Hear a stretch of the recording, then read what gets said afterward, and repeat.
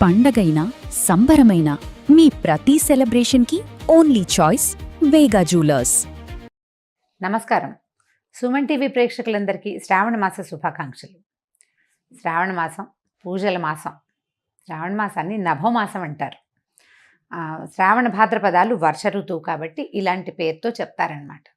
అయితే ఈ వర్షాకాలం కావటం వల్ల ప్రకృతి పరమ శోభాయమానంగా ఉంటుంది, ప్రశాంతంగా ఉంటుంది. కొంచెం వానలు అడ్డం వచ్చినప్పటికీ షాపింగ్లకి పూజలకి పెద్దగా ఇబ్బంది ఏమి ఉండదు. మన దారిని మనం చేసుకుంటూ ఉండొచ్చు. శ్రావణ మాసానికి ముందు వచ్చిన ఆషాఢంలోనే దక్షిణాయనం ప్రారంభమైంది. దక్షిణాయనం ఉపాసనా కాలం, పూజలు ఎక్కువ చేయాల్సిన రోజులన్నమాట ఇవి. ఇదివరకటి కాలంలో ఏం చేసేవారో కానీ ఇప్పుడు మాత్రం మనం కొన్ని సంవత్సరాలుగా, అంటే కనీసం ఒక 100 సంవత్సరాల నుంచి అనుకోండి, మనకు తెలిసినంత మటుకు మన అమ్మమ్మలు నాయనమ్మలు కూడా ఈ వరలక్ష్మి వ్రతము, మంగళగౌరి వ్రతము చేసుకుంటూనే ఉన్నారు, మనకు తెలుసు కదా. అయితే ఈ పూజలు చేయగలిగేటువంటి ఈ రోజుల్లో పూజ ఎవరికి చేయాలి, అసలు పూజ ఎందుకు అనే దాని మీద కొంచెం ఆలోచిద్దాం. శ్రావణ మాసం లక్ష్మీ మాసం అని చెప్పుకుంటాం కదా. శ్రావణము అంటే శ్రవణ సంబంధమైనది.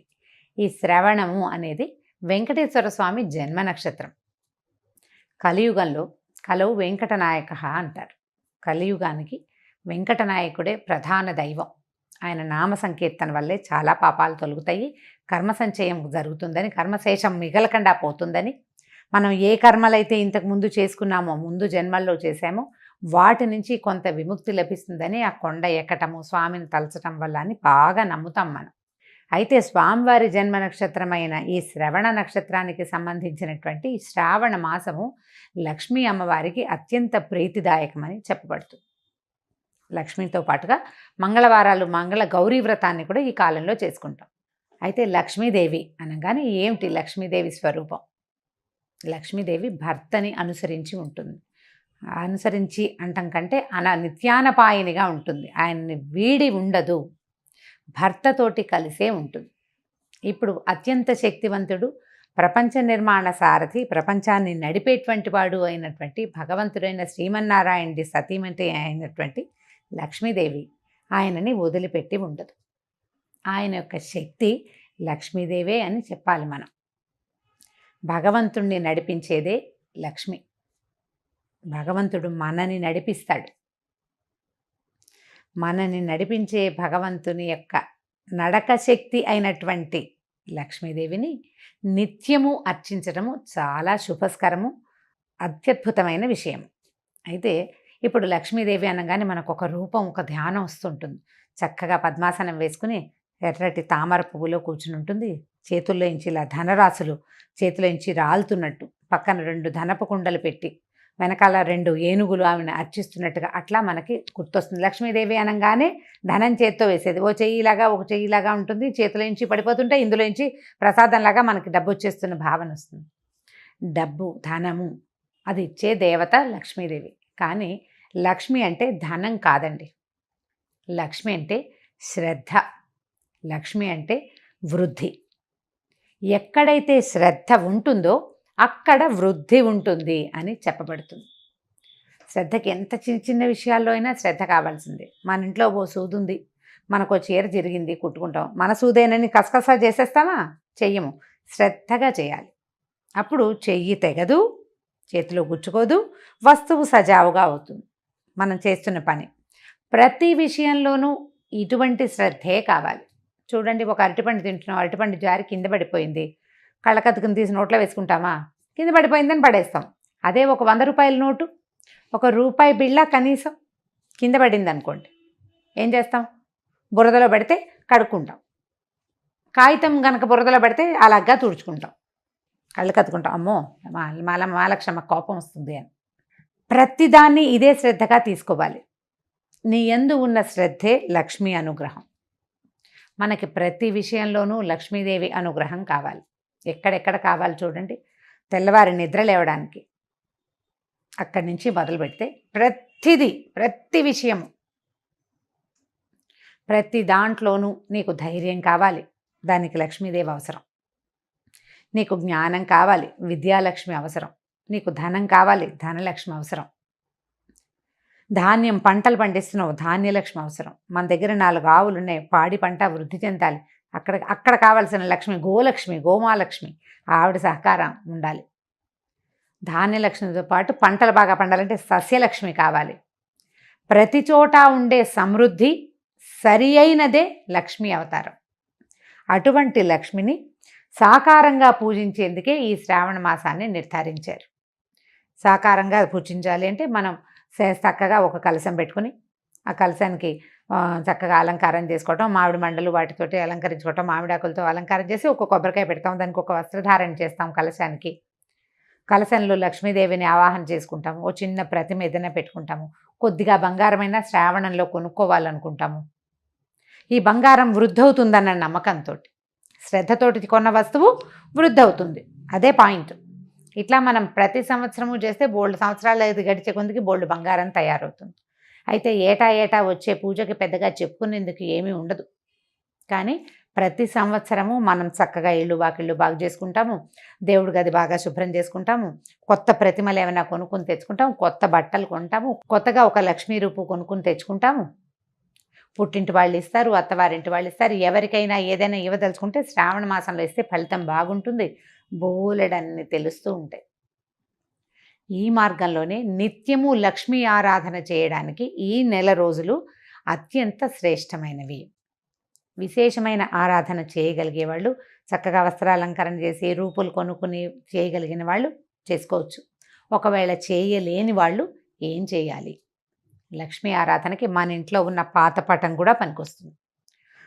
చక్కగా పటం తుడుచుకోవటం, అమ్మవారికి కొంచెం పసుపు గంధం పెట్టి బొట్టు పెట్టడం, తర్వాత ఒక దీపారాధన చేసుకోవటం, 4 పువ్వులతోటి అర్చన చేసుకోవటం, లక్ష్మీ అష్టోత్తరం లాంటివి చదువుకోవటం. అష్టోత్తరం అంత పెద్దది రాదు. ఇంద్రుడు చేసినటువంటి మహాలక్ష్మి అష్టకం 10 శ్లోకాలు ఉంటాయి, చిన్నదే. ఆ 10 శ్లోకాలు చదువుకోవటం. అంత పెద్దది రాదండి మాకు, ఒక్క శ్లోకం వచ్చు. లక్ష్మీ క్షీర సముద్ర రాజతనయాంతోటైనా సరే ఆ శ్లోకం చదువుకుని అమ్మవారికి శ్రద్ధగా పువ్వులు సమర్పించి, బెల్లం ముక్క పంచదార దగ్గర నుంచి మీరు రవ కేసరి వరకు ఏది చేసి పెట్టినా సరే శ్రద్ధగా చేసి అమ్మవారికి నివేదన చేసుకోండి. ఈ నెల రోజులు ఇలా శ్రద్ధగా ఆరాధించిన వాళ్ళకి అన్ని విధాల సర్వతోముఖాభివృద్ధి లభిస్తుంది. బాగా సాంగంగా చేయగలిగిన విధానంతో చేసుకోగలిగిన వాళ్ళు చేసుకుంటారు. చేసుకోలేకపోయినా కూడా మాకు రాదు కాబట్టి మేము చేయలేము అన్న భావన పడద్దు. అసలు పూజకి రావడం కాదు కావాల్సింది, శ్రద్ధ కావాలి. శ్రద్ధతోటి లక్ష్మీ ఆరాధన చేయండి. లక్ష్మీ ఆరాధనలో భాగంగా అసలు లక్ష్మీదేవి ఏ ఏ విషయాల్లో ఉంటుందో చూద్దాం. ఎవరి దగ్గర లక్ష్మి ఉంటుంది? లక్ష్మి అంటే డబ్బు అనుకోవట్లేదు కదా, మనం చాలా విషయాలు చెప్తున్నాం. లక్ష్మి చాలా ఇష్టంగా ఉండే ప్రదేశాలు కొన్ని ఉన్నాయి. అవి ఎన్ని ఉన్నాయండి? కనీసం ఒక 30-40 నేను చెప్తుంటే అలా లిస్ట్ వచ్చేస్తూనే ఉంటుంది. శుభ్రమైన వస్త్రాలు, శుభ్రమైన ఇల్లు, అలంకరించిన వాకిళ్ళు, పోట్లాటలు లేని ఇల్లు, ఏకీచులాటలు లేనటువంటి సంసారాలు,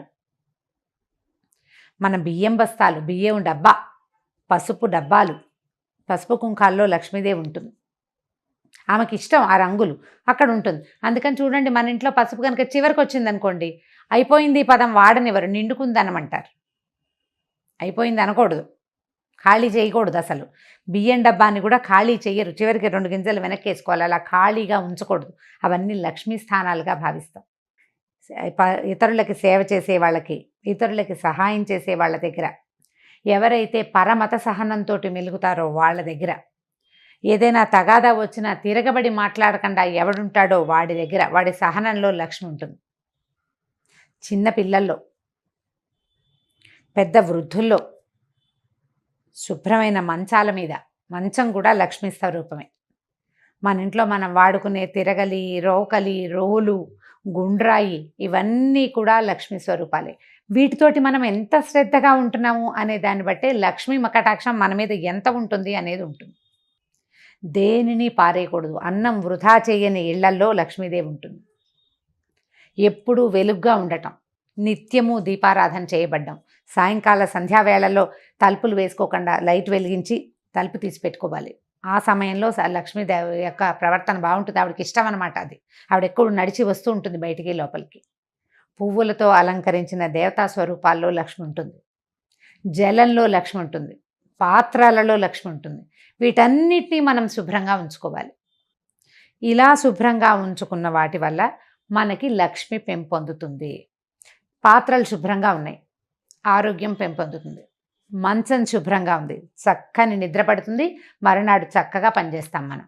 ఇల్లు శుభ్రంగా ఉంటే ఆరోగ్యము బాగుంటుంది, పవిత్రంగా ఉంటుంది, ప్రశాంతంగా ఉంటుంది.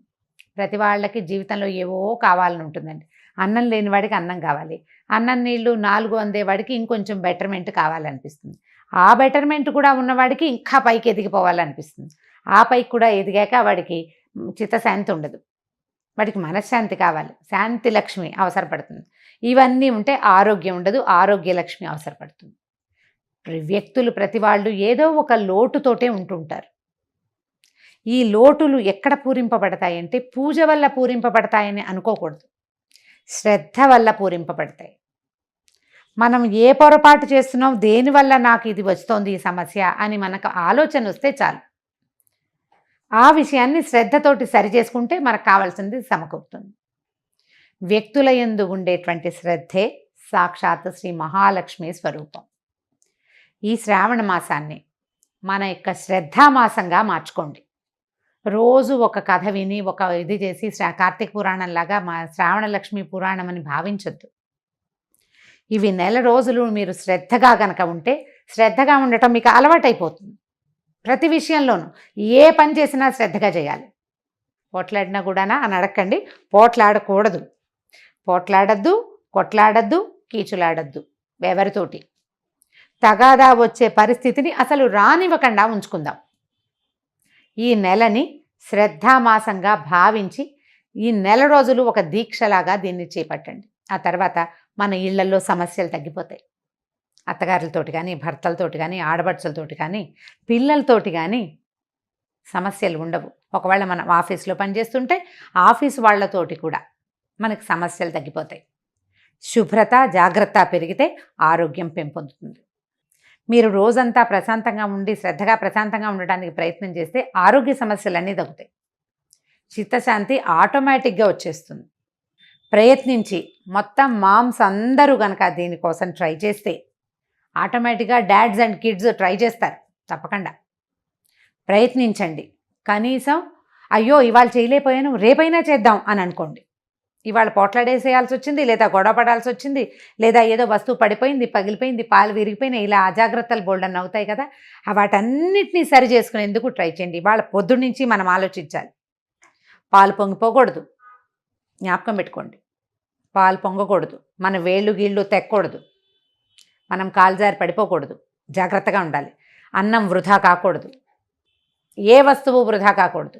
జాగ్రత్తగా శ్రద్ధగా కనుక చేస్తే ఈ శ్రావణ మాసం తాలూకు ఎఫెక్టు సంవత్సరం అంతా ఉంటుందండి. ఇది పూర్తిగా మన జీవితాలని బాగు చేస్తుంది. మీరు కనుక విద్యార్థులైతే ఏదైనా చదువుకుంటుంటే, హౌస్ వైఫ్స్గా ఉండి కూడా చదువుకుంటాం కదా, నేను కూడా చదువుకుంటూ ఉంటాను ఎప్పుడు. చదువుకునే వాళ్ళు శ్రద్ధగా చదవటం, ఒక సమయపాలన చేయటం, సమయపాలన యందు కూడా శ్రద్ధ కలిగి ఉండటమే ఈ మాసం మన మోటో. అదే మన స్లోగన్. శ్రావణాన్ని శ్రద్ధగా మార్చుకోండి, దానికోసం ప్రయత్నం చేయండి. ఈ మాసంలో చేయవలసిన చిన్న పూజలు అవి వ్రతాలు ఉన్నాయి కదా, ఎవరి వ్రతాలు పూజలు చేసుకుంటారు. శ్రావణ మంగళవారము శుక్రవారము కూడా మిమ్మల్ని మళ్ళీ కలుసుకోవడానికి ప్రయత్నం చేద్దాం. నమస్తే రమగారు. నమస్తే జయ. రమగారు, మనకి ఈ శ్రావణ మాసంలో మంగళవారాలు కూడా విశిష్టంగా పూజలు చేసుకుంటూ ఉంటాం. అవును. ఒకసారి మంగళవారం యొక్క విశిష్టత, అనుసరించాల్సిన విధి విధానాలు. మామూలుగా మనకు మంగళవారం పనికిరాదు చాలా మందికి. మంగళవారం శుక్రవారం మేము తీసుకో, అది చెయ్యం ఇది చెయ్యం, మంగళవారం తెచ్చుకోకూడదు, మంగళవారం ఇవ్వకూడదు, మంగళవారం వెళ్ళకూడదు, ఏ పని మొదలు పెట్టకూడదు. ఎంత లెక్కలుంటాయో మంగళవారానికి. ఏమిటో మా వాళ్ళు మంగళవారాన్ని జయవారం అనేది మా నాయనమ్మ. మాకు మొదలు పెట్టకూడదనే నియమం లేదు జయ, మా ఇంట్లో పనికిరాదు అన్నమాట అనుకోం మేము. మంగళవారం నాడు ఎందుకు బయలుదేరటం అలాంటివి లేవు. మంగళవారం అంటే జయవారం. మంగళము అంటే ఏమిటి? శుభం, జయం, శుభం. అందుకని మేము ఆ సిద్ధాంతం మేమైతే పాటించాం. మా నాయనమ్మ అనేవారు, మా పెద్దక్కయ్య కూడా నాయనమ్మ ఇట్ట అనేది అని చెప్తుంది. ఏనాటి మా నాయనమ్మ, మా పెద్దక్కయ్యే చాలా పెద్దదైపోయింది, అయినా కూడా అలాగే అనుకుంటాం. అలా నమ్మకం లేదు, కానీ చాలా మందికి ఉంటుంది. మంగళవారం పసుపు ఉప్పు తీసుకోరు, ఎవరి దగ్గర పెరుగు తీసుకోకూడదు, పాలు తీసుకోకూడదు, ఇవ్వకూడదు, డబ్బులు ఇవ్వకూడదు. అవన్నీ మీ ప్రాంతాల వారీగా మీ ఇళ్లలో ఉన్న విధానం అంతే. ఈ మంగళవారాన్ని సంవత్సరం అంతా మనం పెద్దగా పాటించకపోయినా శ్రావణ మంగళవారాలు మాత్రం విశేషంగా చెప్తారు. ఈ మామూలుగా మనకి స్త్రీల వ్రత కథలు నోముల్లో ప్రఖ్యాతమైన నోముల్లో శ్రావణ మంగళవారపు మంగళగౌరి నోములు విశేషమైనవి. అమ్మవారు మాంగళ్య గౌరికగా ఉంటుంది. ఈ మంగళగౌరి మనకు అష్టాదశ శక్తిపీఠాల్లో ఒకరుగా ఉన్నారు మాంగళ్య గౌరి అమ్మవారు. అయితే ఈ మాంగళ్య గౌరి అంటే ఈవిడ ఎవరు? మన స్త్రీల యొక్క సౌభాగ్యాన్ని కాపాడే దేవత. ఈ గయలో ఉన్నది అమ్మవారి దేవాలయం. ఎన్నో పురాణాల్లో కూడా ఈ దేవాలయ ప్రాముఖ్యత చెప్పబడింది. అంటే ఇది ఎంత పురాతనమైనది.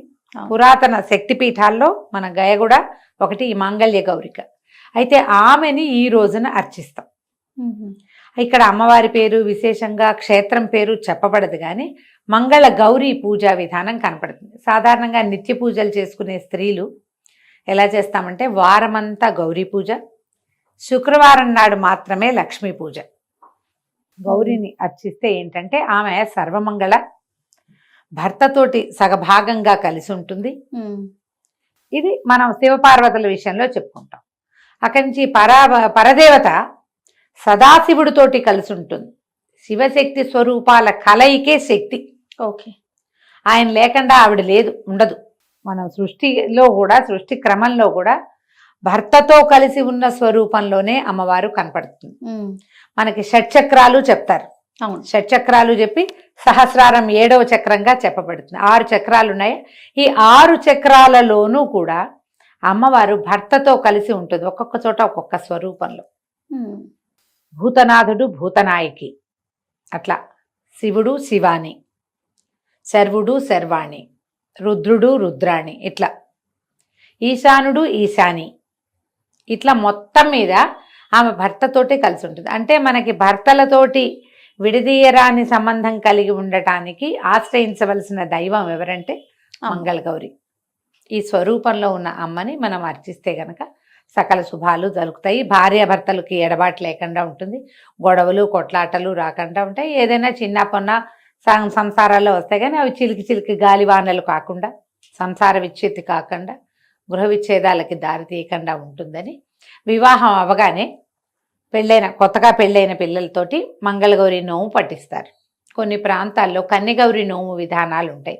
9వ ఏడు వచ్చేసరికి 8వ ఏట ఇప్పుడు పట్టిస్తారు. ఇది పూర్వమట 5వ ఏట నుంచి పట్టించేవాళ్ళు. ఈ కన్యగౌరి నోములు పట్టించడం ఒక విధానం ఉండేది. ఇప్పుడు మనం ఆ ఎర్లీ పెళ్లిళ్ళ విధానాలు అవి పోయినాయి కదా, పిల్లలు కొంచెం కాస్త ఈడేరక ముందే మొదలు పెడతారు. ఇంచుమించుగా పిల్లలు పెద్దవాళ్ళు అయ్యేసరికల్లా ఆ నోములు తీర్చేస్తారు. 5 సంవత్సరాలు చేయాలి దీని నియమం. 5 ఏళ్ళు. ఈ 5 ఏళ్లలో ఏటా ఏటా వాయనాలు పెరుగుతాయి.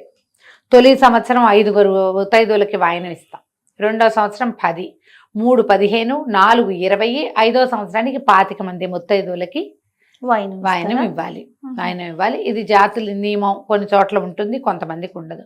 బ్రాహ్మణ ముత్తైదువులు అయితే వాళ్ళకే ఇవ్వాలనే నియమం కొన్ని ఊళ్ళల్లో ఉంటుంది, కొన్ని చోట్ల అట్లా ఉండదు, అందరికీ ఇస్తారు. మిగిలిన జాతుల్లో మంగళగౌరి నోములు పట్టుకున్న వాళ్ళకి ఆ నియమం ఉండదు. ఎవరికైనా సరే కాళ్ళకి పసుపు రాసి బొట్టు పెట్టి కాటుకిచ్చి వాయనం ఇవ్వటం విధానంగా కనిపిస్తుంది. దీనికి కూడా ఏంటంటే మరి వరలక్ష్మి వ్రతంలో ఎట్లాగో ఇక్కడ కూడా అలాగే మన తోర పూజ ఉంటుంది. ఈ పూజ చేసుకోవటం, దీనికి మంగళగౌరి వ్రతాలకి నియమంగా చేసేవి ఏంటంటే ఆవునేతి దీపాలు. ఆమె ఆవునేతి దీపాలలో ఉంటుంది మంగళగౌరి. స్వచ్ఛమైన ఆవునేతితో పెట్టిన దీప కళికలో ఆమె ఉంటుందన్నమాట మంగళగౌరి. ఆమెకు అత్యంత ప్రీతిపాత్రమైన స్థానం అదట. తర్వాత ఏం చేస్తారు? ఆవునేతి దీపాలు. ఆ దీపాలు కూడా చలిమిడితో దీపారాధన, శనగలు నివేదన, పాయసము పులగము నివేదన చేస్తారు. చేసి ఈ పూజ మొత్తం పూర్తి చేసుకున్నాక పూజ అవసానంలోకి వచ్చాక తోర పూజ చేస్తారు. తోరం కట్టుకుని అప్పుడు అమ్మవారి కథ వింటారు. ఈ కథ వినేటప్పుడు ఏం చేస్తారంటే కత్తికి నెయ్యి రాసి ఈ ఆవునేతి దీపం మీద కత్తి పట్టుకుంటే ఈ ఆవునేతి పొగ ఈ కత్తికి పారుతుంది కాటికలాగా. అది కంటికి ధరించాలి. ఆ కంటికి ధరిస్తే మంచిది. ఎంత అద్భుతమైన విషయాలు కదా రమ్మగారు. మరి ఆవునేతి దీపారాధన మీద వచ్చిన కాటుక కంటికి మంచిది. మనం ఆముదం దీపం పెట్టుకుంటాం. అవును. ఇలా ప్రత్యేకంగా శ్రావణ మంగళవారం కాటుక విశేషమైంది. ఆ కాటుక పెట్టుకోవాలి. నోవు లేకపోయినా సరే మనకి వాళ్ళు ఎవరో తెచ్చారు, ఆ కాటుక పెట్టుకుంటే బాగుంటుంది. చేయొచ్చు అట్లా. బాగుంది. ఇనపదానికి ఈ కత్తి అంటే అదేదో వేరేది ఉండదు కదా, ఇనప కత్తులు ఉంటాయి. ఇనపదాని మీద పారిన కాటిక కూడా మంచిది. వెండి పళ్ళాలకి వాటికి పారిచ్చరు, ఇనపదే ఓకే, ఉండాలి. చేస్తారు. అందుకని కత్తి కాటిక పట్టించడం అంటారు దాన్ని. కత్తికి పట్టడం. అక్కడి నుంచి మొట్టమొదట పూజ అవగానే బుట్టవాయనం అని కొన్ని ప్రాంతాలు ఎత్తారు. మా వాళ్ళందరికీ కూడా బుట్టవాయనమే. ఇలా పూజ నుంచి లేవగానే ఎవరన్నా ముత్తైదులు ఇంటికి వచ్చేలాగా ఏర్పరచుకొని ఒక తోరం కట్టి ఆమెకు కాటికిచ్చి పసుపు రాసి బొట్టు పెట్టి వాయనం ఇస్తారు. ఇస్తనమ్మ వాయనం, పుచ్చుకుంటున్నమ్మ వాయనం, 5 మాటలు మనం అంటాం, 3 మాటలు మనం అంటాం, వాళ్ళు కూడా పుచ్చుకుంటున్నమ్మ వాయనం అంటారు. ఎవరమ్మా నా చేతి వాయనం అందుకున్నది అంటే నేనమ్మా మంగళగౌరిని అని చెప్తారు ముత్తైదు. కోరితనమ్మా వరం అని వీళ్ళు అడిగితే ఇస్తేనమ్మా వరం అని అవతల వాళ్ళు అంటారు. ఇది కొత్తవన్నీ వాయనాలకి ఇవ్వాలన్న నియమం లేదు. బుట్ట వాయనానికి ఇస్తారు. మీ ప్రాంతాల పద్ధతులు ఉంటే ఇది వరలక్ష్మి వ్రతం వాటిలలో అది కనపడదు, మంగళగౌరికి అది కనిపిస్తుంది అనమాట. ఈ వాయనం ఇవ్వటం. తర్వాత 5గురికి ఇవ్వాలంటే 5గురికి సూర్యాస్తమయం లోపల మొత్తం వాయనాలు ఇచ్చేయాలి. పెరుగుతారా పెరగరా, ఏటా పెంచుకోవాలా, ఈ వారం చెప్తే వచ్చే వారం డబల్ ఇవ్వాలా, అవన్నీ కూడా మీ ఇళ్లల్లో ఉండే విధానము. 4 మంగళవారాలు ఉంటే ఆడపిల్లలకి గబుకుని ఏ ఇబ్బందో వస్తుంది. ఓ వారం కుదరలేదు అనుకో, మంచి రోజులు కాదు, అప్పుడు ఏం చేస్తారు, తర్వాత వారం ముందు వారం మానేసిన వాయనాలు కూడా ఇప్పిస్తారు. కొన్ని ప్రాంతాల్లో ఉంటుంది. మొన్న ఎవరో కలిశారు, అలా ఉండదండి మేము అలా చేయము అని చెప్పారు. అదేలేండి, ప్రాంతాలను బట్టి కొంతమందికి ఇలా ఉంటుంది. ఓ వారం మానేసి ఇప్పుడు 25 మంది ముత్తైదువులకి ఇవ్వాలి 5వ సంవత్సరంలో, ఓ వారం మానేస్తే 50 మంది ముత్తైదువుల్ని వెతుక్కోవద్దు, అవును, ఇళ్ళంబడి పడి తిరగాల్సి వస్తాం. అవన్నీ కొంచెం ఇబ్బంది అవుతాయి. అందుకని ఏ అత్తగారో ఆ అమెండ్మెంట్లు అవి మానేసినట్టున్నారు. వాళ్ళకు ధన్యజీవులు. అలాంటిది ఏదైనా కుదిరితే చేసుకోవచ్చు. మీ పద్ధతి ప్రకారం వెళ్ళండి. దీనికి శ్రావణ మంగళవారానికి ఒక ప్రత్యేకమైన కథ చెప్పబడుతుంది. ఈ కథా కాలక్షేపమే చాలా ముఖ్యమైనది. ఇందులో పూజ అంతా లైన్ మామూలే, లడ్డువారీలని చేస్తారు. ఏం చేస్తారంటే 5 ఉండలు చేసి పాములాగా చేస్తారు, దాన్ని ఈ ఉండల మీద ఇట్లా వేస్తారనమాట. తర్వాత ఈ పూజ కూడా అమ్మవారికి ఆ పీట మీద అష్టదళ పద్మం వేయాలి. పద్మాలు పెట్టి అమ్మవారిని కూర్చోబెట్టుకోవాలి. పద్మాలు వేయటం, చిన్న చిన్న పువ్వులు వేస్తారు, వేసి అమ్మవారిని కూర్చోబెడతారు. ఈ కూర్చోబెట్టడానికి మంగళగౌరిని ఎట్లా చేయాలి, మనకి ప్రతిమ ఉండదు కదంటే పసుపు గౌరి. కొన్ని చోట్ల గుండ్రంగా చేస్తే గౌరి అంటారు, కొన్ని చోట్ల పొడుగ్గా చేస్తే గౌరి అంటారు. మా ఇళ్లలో పసుపుని ఇట్లా పొడుగ్గా చేసుకుంటాం, త్రికోణంలో త్రికోణంగా అంతే పైకి చేస్తారు. నిలబెట్టిన గౌరీ స్వరూపాన్ని వినాయకుడిని కూడా చేసుకుంటాం. వినాయకుడిని మొదట పూజ చేసి పక్కకు పెట్టి గౌరీ పూజా విధానంలోకి వెళ్తాం.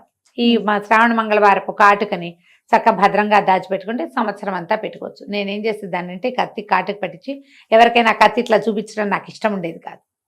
అసలు కొందరి ఇళ్లలో ఆ కత్తులు కడగరు కూడా. మొత్తం 5 వారాలు 4 వారాలు అదే కత్తి ఏమిటో దుమ్ముగా అయిపోతుంది, కళ్ళకి మంచిది కాదని ఒక భయంగా ఉండేది. మొట్టమొదటి వాయనం ఇచ్చేశాక జాగ్రత్తగా ఒక వెండి భరిణిలోకి ఆ కాటుక తీసేసుకునేదాన్ని. నేను తీసేసి కొంచెం ఆవు నెయ్యి వేసి రంగరించి పెట్టుకునేదాన్ని. నేను అదే పట్టుకెళ్ళి ఇచ్చేదాన్ని. నేను ఇలాగే చేశాను. పిఎస్ నారాయణ గారిని రైటర్ మన ఇంటి దగ్గరే ఉండేవారు. ఆవిడ డాక్టర్ గారి భార్య చక్కగా తెస్తారు కాటుకనేవారు, పెట్టుకునేవారు ఆవిడ చాలా ఇష్టంగా. ఆ తర్వాత ఆ కాటుకని మా పిన్నత్త గారు కూడా ఒక ఆవిడకి వారికి ఇస్తుండేదాన్ని. ఏడాదంతా పెట్టుకునేవారు. కాటుకుండిపోతుంది, అవునవును, ఎవరో ఒకళ్ళు పెట్టుకుంటారు. ఆసక్తి ఉన్న వాళ్ళకి ఇచ్చేసేదాన్ని. క్లీన్గా ఉంటుంది. నేను జాగ్రత్తగా పెట్టుకునేదాన్ని. మీ పద్ధతులు మీ పెద్దవాళ్ళు ఎలా చెప్తే అలా చేయడమా, కానీ ఇలాంటి పద్ధతిని పాటించవచ్చు. నాకు పైన అదుపు లేకపోవడంతో నేను ఇలా చేశాను. ఆ కత్తి చూపించటము ఇష్టం లేకపోయింది. దాని నిండా దుమ్ము పడుతుంది. అందరు ఏం చేస్తారంటే దాన్ని ప్లాస్టిక్ కవర్లో పెట్టి ఉంచుకుంటారు దుమ్ము పడకుండా. ఈ విధానాలు. పూర్వం ఒక రాజుగారికి ఒక కుమారుడు కలిగాడు. ఈ రాజుగారికి కుమారులు కలగనప్పుడు నేను బ్రీఫ్గా చెప్తున్నాను కథని. మీ పుస్తకంలో పెద్ద కథ ఉంటే హాయిగా చదువుకోండి. సంతానం కలగక చాలా బాధపడ్డారు. బాధపడితే ఏమైందట, సరే రాణి గారికి ఒక సన్యాసి వరం ఇచ్చాడు. ఫలానా దేవాలయంలో మామిడి చెట్టు ఉంది, మామిడి పళ్ళు కోసుకో, ఆ మామిడి పండు కోసుకుంటే సరిపోతుందంటే ఈవిడ ఏం చేసిందట, ఆ మామిడి పండు కోసుకోవటానికి పక్కనున్న పుట్ట మీద కాలు పెట్టి ఎక్కింది. పళ్ళు ఎక్కువ కోసుకోవద్దన్నారు, ఎక్కువ కోసేసుకునేసరికల్లా సర్పశాపం లభించింది. ఆవిడికి సర్పశాపం అయింది. ఏమిటి, అల్పాయుషు గల కుమారుడు పుడతాడు నీకు అని. ఈ అల్పాయుషు కలిగిన కుమారుడు అనేసరికి పిల్లాడికి 14-15 ఏళ్ళు వచ్చేసరికి పోతే పాపం చాలా దుఃఖపడ్డారు. ఏం చేయాలని. పిల్లవాడు అల్పాయుష్కుడని 14 ఏటో 15 ఏటో ఇతనికి సర్పం వల్ల మారకం ఉందని వాళ్ళు తెలుసుకున్నారు. కుమారుడికి కూడా తెలిసిపోయింది. ఇతను ఏమన్నాడు, నేను ఇక్కడ ఉండను, నేను ఏమీ లేకుండా ఎప్పుడు ఈ అంతఃపురాల్లో వీటిలలో నేను ఎందుకు ఉండాలి, నేను తీర్థయాత్రలకు వెళ్తానని మేనమావతో కలిసి శివుడు, అతని పేరు రాజకుమారుడు, తీర్థయాత్రలకు వెళ్ళిపోయాడు.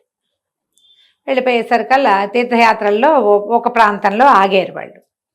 ఆగేసరికల్లా అక్కడ ఒక సత్రం భార్యాభర్త ఓ పిల్లలు ఉన్నారు. సత్రం యజమాని ఆయన కుమార్తె సుశీలని పిల్ల చక్కగా ఉంది. ఎదురు పిల్లలతో ఆడుకుంటోంది. ఆడుకునేసరికల్లా ఆ పిల్ల ఏదో రకార మకార ప్రయోగాలు చేసింది అవతల పిల్ల. అనేసరికల్లా ఈ సుశీల అంది, మాకు అట్లాంటివి ఏమి ఉండవు, మా అమ్మగారు మంగళగౌరి వ్రతం చేస్తుంది, మంగళగౌరి వ్రతం చేసిన వాళ్ళకి వైధవ్యం రాదు, ఎప్పుడు ఆ వాయన నేనే అందుకుంటా మొదట, రేపొద్దున నాకు వివాహం అయ్యాక తప్పకుండా నేను ఆ నోవు నోస్తాను, మాకు అలాంటివి రావు, మా ఇంట్లో మంగళగౌరి వ్రతం ఉందండి. ఈ శివుడు ఈ మేనమావ కనిపించింది, ఈ పిల్లకి వైధవ్యం రాదని చెప్తోంది, ఈ పిల్లని కనుక మన వాడికి పెళ్లి చేసుకుంటే ఈ వీడికి ఉన్నటువంటి అకాల మృత్యు దోషం తప్పుతుందేమోనని మా అబ్బాయికి ఇచ్చి పెళ్లి చేయండి అని అడిగాడు. వివాహం జరిగింది. ఈ పొద్దున్నే వివాహం అయింది. పిల్లాడికి పెళ్లి చేశారు. పెళ్లి చేసిన తర్వాత ఏమైంది, సాయంకాలం పిల్లాడిని గదిలోకి పంపించారు.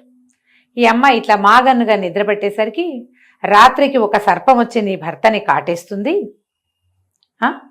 ఈ తల్లికి వాయనం ఇచ్చిన కుండలో ఆ సర్పాన్ని బంధించు అని మంగళగౌరీదేవి చెప్పిందట. మామూలుగా పిల్లకి పెళ్లిళ్ళు చేసినప్పుడు శ్రావణ మంగళవారపు నోవులు ఉన్నాయనుకో తల్లికి పెళ్లిలో తీర్చుకుంటారు.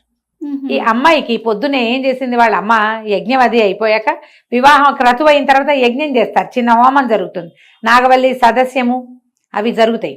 ఆ జరిగినప్పుడు ఏం చేసింది ఆవిడ, పిల్లకి వాయనం ఇచ్చింది, శ్రావణ మంగళవారం నోవుని పిల్లకి అప్పచెప్పింది. ఒక కుండలో అవి ఇవి అన్ని పెట్టి ఇచ్చారు.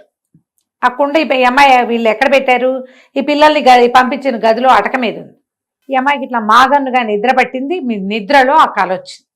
పొద్దునే తను నోవి వాయనం పుచ్చుకుంది కదా, ఆ పుచ్చుకున్న కుండ పైన ఆ సర్పం వస్తుంది, సర్పాన్ని బంధించి మీ అమ్మకి వాయనంగా ఇవ్వు అని చెప్పి. ఈ అమ్మాయి ఏం చేసింది, మెలకు వచ్చి చూసేసరికి భర్త ఏమో నిద్రపోతున్నాడు, ఒక సర్పం చరచరలాడుతూ వస్తాం. పిల్ల ఏం చేసింది, గబుక్కున ఈ భర్త మీద పడుకుని ఉన్నాడుగా, ఆ పైన అది అందదు అటక, అతని తొడ మీద కాలేసి పైకెక్కి ఆ కుండ దించి ఆ పాము దగ్గర కాసిన పాల గ్లాసులు పెట్టారు గదిలో. పాలు పెట్టేసరికి సర్పం పాలు తాగుతుంటే అదాట్న దాన్ని కుండలోకి లాగేసి ఒక గుడ్డ మూట కట్టి పక్కన పెట్టుకుంది. భర్తను చూస్తే నిద్రపోతున్నాడు. ఈ పిల్ల ఏం చేసింది, బయటికి వెళ్ళి అమ్మ మంగళగౌరి దేవి నీకు ఇది వాయనం ఇవ్వమందమ్మా అని చెప్పి ఆ కుండని ఎత్తి తల్లి చేతిలో పెట్టింది. ఆవిడ ఏం చేసింది, ఆ కుండను ఊడదీస్తే అందులో సర్పం లేదు, ముత్యాల హారం అంతే. ఆ ముత్యాల హారాన్ని తీసి పిల్ల మెళ్ళో వేసింది. ఆవిడ మెళ్ళో వేసుకో పోయి నీ భర్తతోటి నిద్ర చేయమంటే అమ్మాయి వెళ్ళిపోయింది లోపలికి. ఆ అబ్బాయి ఏదో మాట్లాడాడు, ఒక ఉంగరం తీసి పిల్ల చేతికి పెట్టాడు. తెల్లవారి నిద్రపోయారు. రాత్రి నిద్రపోయారు. తెల్లవారిన తర్వాత ఈ పిల్లవాడేమో మేనమావతో కలిసి మళ్ళీ తీర్థయాత్రలకు వెళ్ళిపోయాడు. ఇక లేడు, వెళ్ళిపోయాడు. భర్త ఇంట్లో లేడని చెప్పింది, అతను లేడు, తెల్లవారుజామున మేము కలిసి నిద్రించాం, పొద్దున్నే వెళ్ళిపోయాడు అని. సరే తండ్రి వెతికిస్తానన్నాడు, కానీ ఏం వద్దు నేను ఇక్కడే ఉంటాను, వస్తాడు మళ్ళీ తిరిగి, తీర్థయాత్రలకు వెళ్తున్నామని చెప్పారు కదా, వాళ్ళ ఊరు వెళ్ళాలంటే ఈ ఊరి మీదగానే వెళ్ళాలి కదా. ఆ పిల్ల అక్కడే ఉండిపోయింది. ఉండి వచ్చిన వాళ్ళందరినీ సేవించేది. చాలా రోజుల తర్వాత ఈ వెళ్ళిన శివుడు అనే యువకుడు ఈ మేనమావతో తీర్థయాత్రలన్నీ పూర్తి చేసుకుని మళ్ళీ ఈ ఊరు వచ్చాడు. ఊరొచ్చి ఈ ఊళ్ళో నిద్ర చేశాడు. నిద్ర చేస్తే అతనికి ఎట్లా కలొచ్చింది, తన కోసం యమభట్టులు వచ్చినట్టు, మంగళగౌరీదేవి ఇట్లా కత్తి కటారు పట్టుకుని నిలబడి ఉన్నట్టు, ఆమె సైన్యము ఈ యమభట్టులతో యుద్ధం చేస్తున్నట్టు కలొచ్చింది. యమభట్టులందరూ వెళ్ళిపోయినట్టు, తను అక్కడే నిలబడి ఉన్నట్టు, ఆమె ఇట్లా కత్తి ఖడ్గాలు అవి పట్టుకుని తనకి రక్షణగా ఉన్నట్టుగా కలొచ్చింది. నాకు ఇట్లా కలొచ్చింది అని మేనమావకు చెప్పాడు. ఆయన ఏమన్నాడు, నాయనా నీకు ఈ ఊర్లో వివాహం చేశాం, ఆ అమ్మాయి వల్లే నీకు ఈ అపమృత్యువు తొలగిపోయింది, లేకపోతే నీవు తీర్థయాత్రల్లోనే మరణించవలసిన వాడము. ఎందుకు నీకు ఈ మరణం సంభవించలేదో, మళ్ళీ ఈ ఊరు నీ భార్య ఉన్న ఊరు వచ్చేసరికి ఇట్లా ఎందుకు జరిగిందో పద మనం వెళ్దామని ఆ సత్రానికి తీసుకుపోయాడు. తీసుకెళ్లేసరికి ఆ అమ్మాయి భర్తను గుర్తుపట్టింది. గుర్తుగా అప్పటికి ఎన్నేళ్ళు అయింది, 3-4 సంవత్సరాలు అయిపోయింది. తీర్థయాత్రలు అంటే ఆ కాలంలో టైం పట్టేది కదా, పిల్ల పెద్దది కూడా అయింది. ఉంగరం చూపించారు. చూపించేసరికి అతను నాదే ఈ ఉంగరం అని గుర్తుపట్టాడు. అప్పుడు అతను తనకు వచ్చిన కళ ఇవి చెప్తే, ఆనాటి రాత్రి తనకేం కళ వచ్చిందో, తను ఏం చేసిందో, ఈ మెడలో ఉన్న ముత్యాల హారం ఆనాడు వచ్చిన సర్పం అని చెప్పింది అమ్మడు. చాలా సంతోషించాడు మేనమామ. నేను ఒక విశేషమైన పని చేశాను, మా అక్కయ్య శాపగ్రస్తురాలైన అయ్యి కుమారుణ్ణి ఇట్లాగా అల్పాయుష్వాణ్ణి కన్నప్పటికీ ఈ మంగళగౌరి ఆరాధనతో పిల్లవాడు బతికాడని వాళ్ళకి మంచి మాటలు చెప్పి ఈ పిల్లను కూడా తీసుకుపోయాడు. అయితే ఈ అమ్మాయి శ్రావణ మంగళవారం నోవులు నోచుకోవటం మొదలుపెట్టింది. అప్పటికి అది 4వ సంవత్సరము 5వ సంవత్సరం వచ్చేసింది. పెళ్ళవగానే ఇక భర్తలు ఉన్నారా లేదా, తమతో ఉన్నారా, కాపురాన్ని పంపారా లేదు, నోవులు మాత్రం మొదలుపెట్టిచ్చేస్తారు. ఆ అమ్మాయి ఏం చేసింది, శ్రావణ మంగళవారపు కాటుకని ఒక భరిణెలో పెట్టుకునేది, పట్టుకెళ్ళింది. తీరా ఈ కొడుకు కోసం ఏడ్చి ఏడ్చి ఆ శివుడు యొక్క అమ్మా నాన్నకి కళ్ళు పోయినాయట. అందులో అయిపోయారు వాళ్ళు. కుమారుడు చనిపోతాడని, ఈ ప్రయాణాల్లో ఎక్కడైనా అయిపోయాడేమో అని దుఃఖంతో కళ్ళు పోయినాయట ఇద్దరికి. ఈ మంగళవారపు కాటుకు పెట్టిందిట వాళ్ళకి ఆ కోడలు. దాంతో వాళ్ళ కళ్ళు కూడా వచ్చేసినాయట. ఆ తర్వాత ఇట్లా ప్రతి వాళ్ళు కన్యలే గౌరీ నోములు పట్టచ్చు. తర్వాత వివాహితలైన వాళ్ళు ప్రతి వాళ్ళు శ్రావణ మంగళవారం నోము కనుక చేస్తే భర్తలకి అపమృత్యు దోషం పోతుందని ఈ కథ చెప్పబడింది. పూర్వకాలపు గాథ కాబట్టి ఇట్లా దారేపోతూ వివాహం ఏంటంటే ఏదో సాంగంగా కనుక్కునే వాళ్ళు, జాతిపాతి అన్ని కనుక్కుని పెళ్ళిళ్ళు జరిగేవి. అదేలేండి, మనం ఎన్ని కథల్లో చూస్తాం. ఈ కథ కూడా అలాంటి కథ కానీ చెప్తారనమాట. ఈ కథ విన్నాక అక్షతలు అమ్మవారి మీద కొన్ని వేసి మన శిరస్సు మీద ఆడపిల్లలు వేసుకోవాలి. తర్వాత భర్తలకి పెద్దవాళ్ళకి నమస్కారం చేసి అక్షింతలు వేయించుకుని ఈ బుట్ట వాయనం ఇచ్చి సాయంకాలం లోపల సూర్యాస్తమయం లోపల మీకు ఎన్ని వాయనాల లెక్క ఉంటే ఆ వాయనాలు లెక్క ప్రకారం అప్పచెప్పాలి. శనగలు, రవికల బట్ట, తర్వాత పళ్ళు, పువ్వులు, పసుపు రాసి తాంబూలం ఇచ్చి కాటుక ఇచ్చి వారికి అక్షింతలు ఇచ్చి దండం పెట్టుకుని అక్షింతలు వేయించుకోవాలి. కుదిరితే 5 ఏళ్ళు చేసుకోవచ్చు. ఒకవేళ మనకు 5 ఏళ్ళు అయిపోయినాయి కానీ మీరు గౌరీ పూజ లక్షణంగా చేసుకోవచ్చు. ఈ 4 వారాలు మంగళవారాలు విశేషమైనవి. ఎవరైనా వాయనం ఇస్తాం, తాంబూలం ఇస్తాం, మా ఇంటికి రండి అంటే వెళ్ళండి. మీ ఇంటికి వచ్చి ఇస్తామంటే చక్కగా తీసుకోండి. అన్నీ మంచివే. శ్రావణ మంగళవారపు కాటుక ధరిస్తే కనుక 5వ తనానికి మంచిది అని చెప్తారు. మీ అవకాశాన్ని బట్టి చేసుకోండి. నమస్తే. నమస్తే.